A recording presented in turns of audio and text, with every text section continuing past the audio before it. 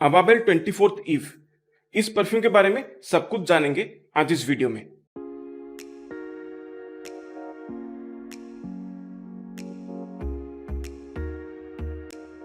नमस्ते मेरे प्यारे ऑडियंस, मैं हूं मनस्कान मिश्रा। आपका बहुत बहुत स्वागत है मेरे चैनल परफ्यूम एनालिटिक्स में। आशा करता हूं आपकी जिंदगी में सब खैरियत है। तो हाल ही में मेरे कमेंट्स में बहुत सारे मेरे व्यूअर्स, मेरे सब्सक्राइबर्स ने मुझे रिक्वेस्ट किया है कि भाई अबेबल परफ्यूम ब्रांड एक आता है, आप उनका थोड़ा सा रिव्यू कर दीजिए, क्योंकि काफी ज्यादा हाइप्ड है और काफी चर्चा में है सोशल मीडिया पे। सो उसी के चलते मैंने अबाबेल परफ्यूम्स का ये जो लेटेस्ट रिलीज है 24th ईव, वो मैंने खरीद लिया और उनका जो D Kuwait perfume gift set जो है वो भी मैंने खरीद लिया है। तो उन सभी परफ्यूम्स को टेस्ट करने के बाद मुझे लगा कि ये जो अबाबेल 24th ईव परफ्यूम जो है उसका सबसे पहले रिव्यू बनना चाहिए, and this is absolutely a hype worthy perfume in my opinion. So as usual, जैसे कि आप देख सकते हैं, ये एक 50 ml बॉटल है, इसका eau de parfum कॉन्सेंट्रेशन है, और अपने वेबसाइट पे अबाबेल परफ्यूम से क्लेम करते हैं कि इसमें इन्होंने 30% ऑयल कॉन्सेंट्रेशन इस्तेमाल किया है। सो उस हिसाब से मुझे एक चीज यहाँ पर ऐसा लगता है कि instead of writing eau de parfum, उनको यहाँ पर प्योर परफा या फिर ले परफा या फिर परफा कॉन्सेंट्रेशन मेंशन करना चाहिए था, क्योंकि eau de parfum कॉन्सेंट्रेशन वाले जो परफ्यूम्स होते हैं उनका जो ऑयल कॉन्सेंट्रेशन होता है वो यूजुअली 15 से 20% के अंदर होता है। और कभी कभार कुछ ब्रांड्स हैं जो थोड़ा सा ऑयल कॉन्सेंट्रेशन को बढ़ाते हैं, like they go up to 20 to 25% oil concentration.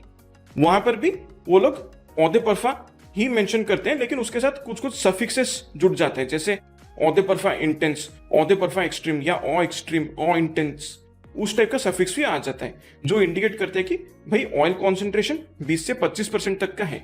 लेकिन 25 to 30% अगर आप जा रहे हैं oil concentration, so that comes under the category of parfum and le parfum. तो उस हिसाब से मुझे लगता है कि अबाबेल को यहाँ पर ईडीपी ना मेंशन करके प्योर परफा या सिर्फ परफा मेंशन कर देना चाहिए था।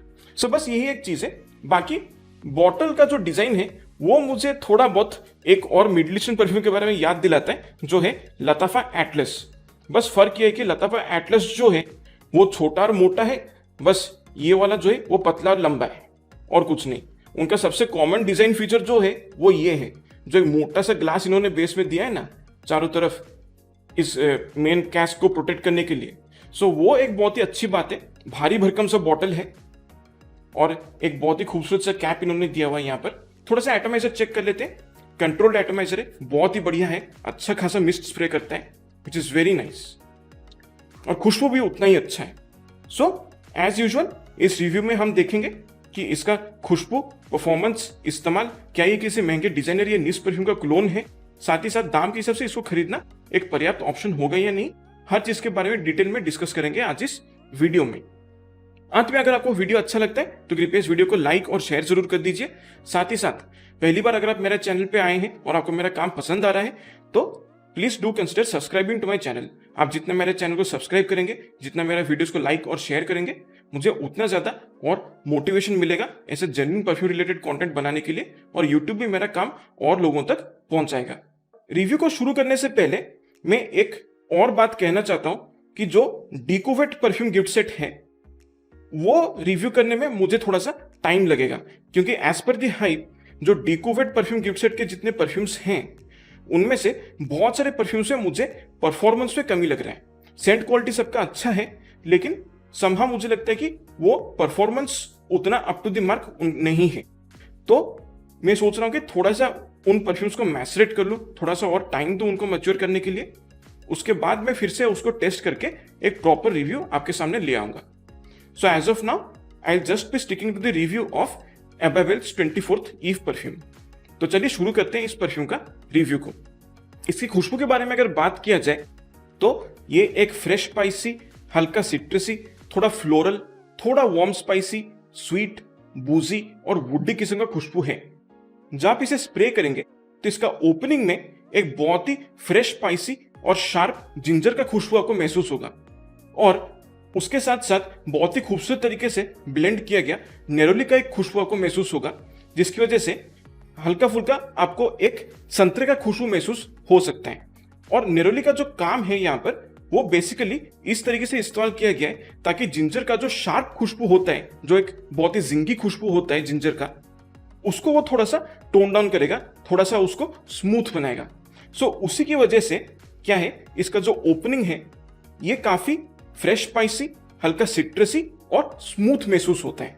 फिर लगभग 5 मिनट बाद जब ये परफ्यूम थोड़ा सा सेटल होता है, तब ये फ्रेश स्पाइसी और हल्का सिट्रसी खुशबू के साथ साथ एक बहुत ही रिच और शार्प किस्म का वुडी खुशबू महसूस होना शुरू हो जाता है।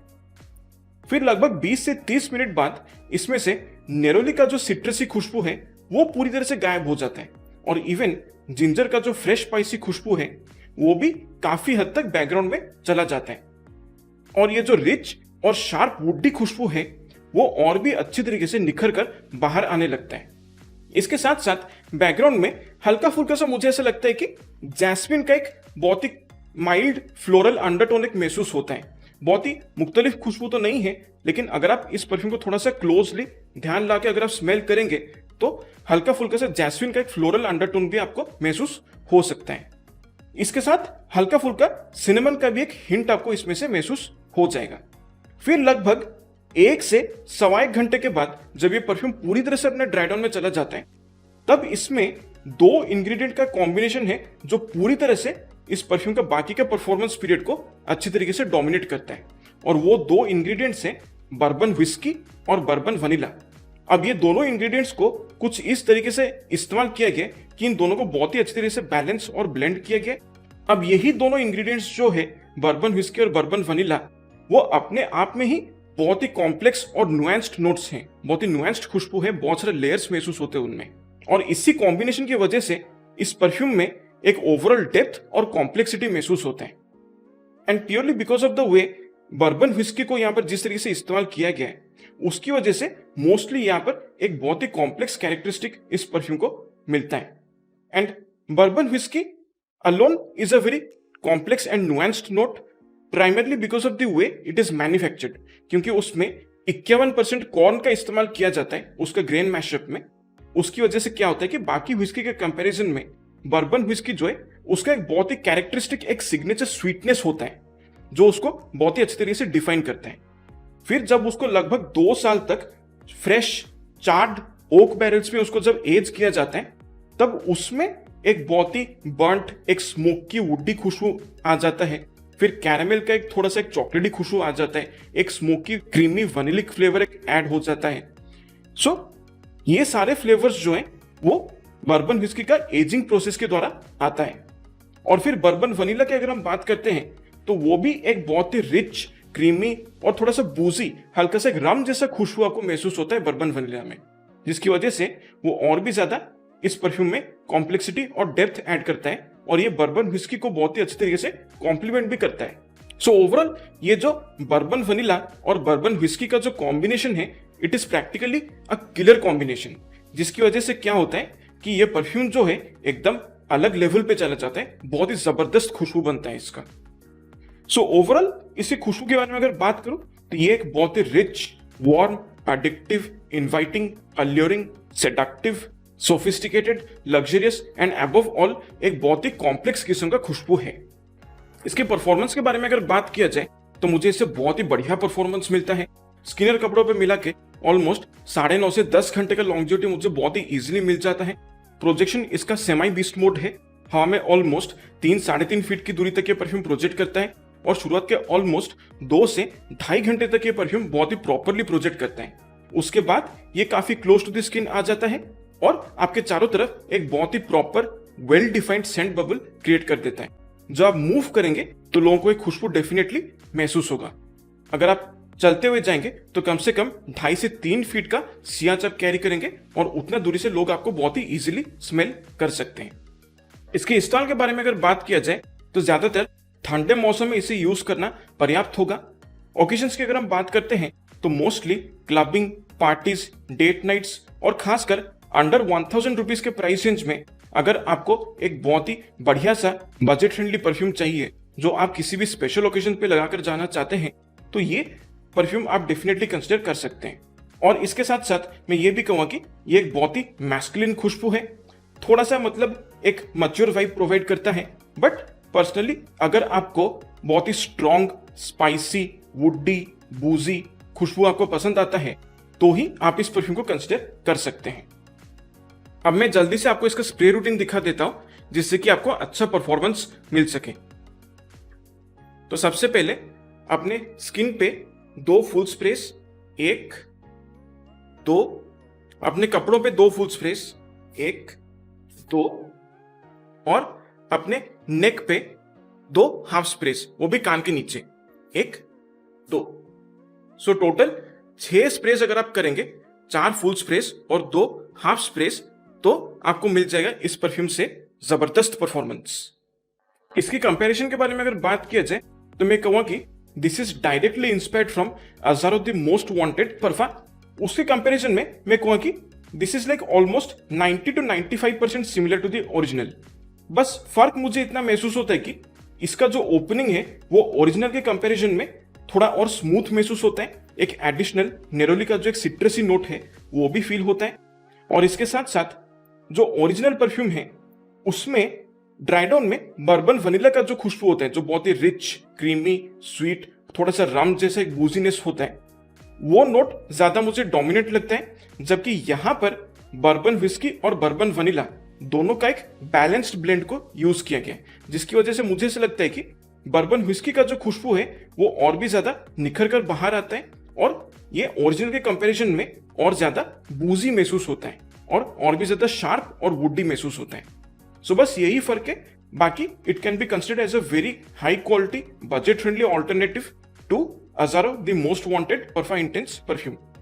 तो आखिरकार इतना सारा जो डिस्कशन हुआ इस परफ्यूम के बारे में, उसका अंत में नतीजा क्या निकलता है। सबसे पहले इसके दाम के बारे में अगर बात करते हैं तो ये 50 ml बॉटल जो है वो आपको अबाबेल परफ्यूम्स का वेबसाइट पे लगभग 1000 रुपए के प्राइस रेंज में मिल जाएगा।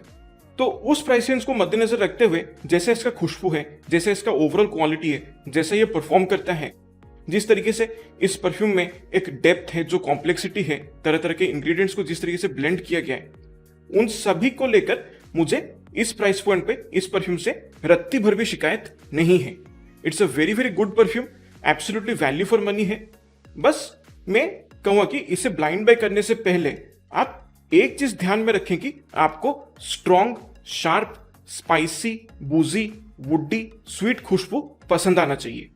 अज़ारो the most wanted parfum intense का क्लोन के हिसाब से अगर देखा जाए तो 1000 रुपीज के प्राइस रेंज में this is an excellent option to consider और बहुत ही अच्छी तरीके से इस परफ्यूम को क्लोन किया गया है। लाइक ऑलमोस्ट 10 में से 9 लोग अगर इस परफ्यूम को साइड बाय साइड स्मेल करेंगे ओरिजिनल के साथ तो वो डिफरेंसेस बता नहीं पाएंगे। It is that close. तो इन तमाम बातों को मद्देनजर रखते हुए मैं इस परफ्यूम को फाइनल रेटिंग दूंगा 9 या फिर 9.5 out of 10। It is a very very good fragrance. तो इसी के साथ समाप्त होता है अबाबेल 24th ईव परफ्यूम का रिव्यू। वैसे आपने अगर इस परफ्यूम को इस्तेमाल किया है तो कृपया अपना एक्सपीरियंस आप मेरे साथ कमेंट से शेयर कर सकते हैं। अज़ारो द मोस्ट वांटेड और द परफा इंटेंस का आपका सबसे फेवरेट क्लोन कौन सा है वो भी आप मुझे बता सकते हैं। आपसे फिर मुलाकात होगा अगले वीडियो में। तब तक के लिए मेरे प्यारे ऑडियंस, स्वस्थ रहिए, मस्त रहिए और खुशबूदार रहिए। नमस्कार।